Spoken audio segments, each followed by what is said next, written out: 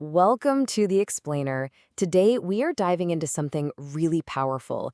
It's a personal account called The Author's Silent Sea, and it's all about what happens when a writer's most essential tool, language itself, just disappears. It leaves this huge empty space where a whole universe of words used to be. And this one line, this one metaphor really captures the entire experience we're about to unpack. A sea of words within me, once a boundless ocean, now a parched and desolate basin.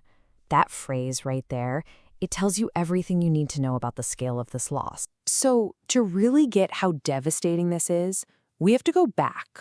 We need to see what the world was like for the author before all this happened. Back when the creative ocean was full and flowing. What's so incredible here is how the author describes creating. It was something totally natural, almost physical. Words weren't just, things you looked up in a dictionary. They were waves in a boundless ocean.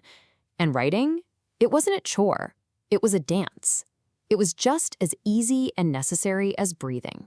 And then, just like that, the ocean is gone. This is the heart of the story right here. The moment that connection to language, that beautiful flowing connection just completely shatters. And the change? Wow, it's not gentle. It's violent. It's visceral. Those powerful fluid waves, they're gone. And in their place, you get, and this is a direct quote, brittle shards of glass that basically turn to dust before you can even make a thought. Just imagine that feeling for a second. Your own mind creating something so fragile it can't even exist. This contrast just lays it all out, doesn't it? On one side, you have the ocean time, these waves of thought, dancing hands, a world with no limits. And on the other side, you have the desert that took its place, brittle glass, trembling hands, a dried-up basin. It's a total 180-degree flip of who this person was. And we have to be really clear here. This is not just writer's block. It's not even in the same ballpark. This is a full-blown existential crisis. The author says it feels like the tremor of a soul shaken from its foundation.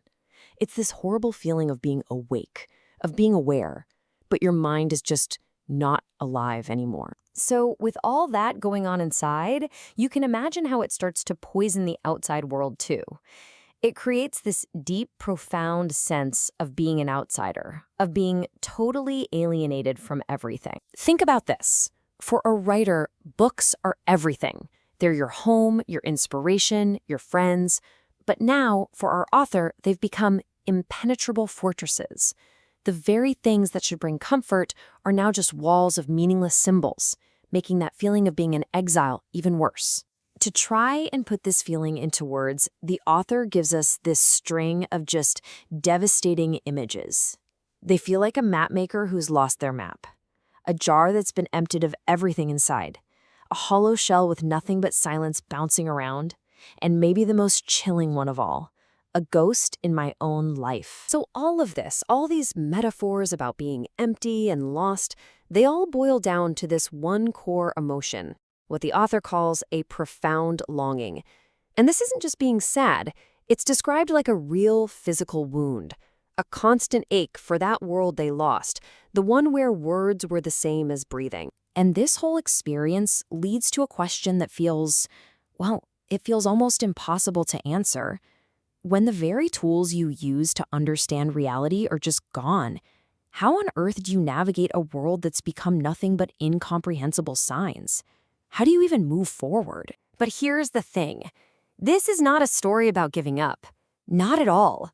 Right in the middle of all this emptiness, we see a turning point. We see this little spark of defiance, a decision to actually fight back against the silence. And this is it. This is the moment. It's a declaration. The author flat out refuses to be a passive victim anymore. They say, with so much power, I will not be a ghost in my own life.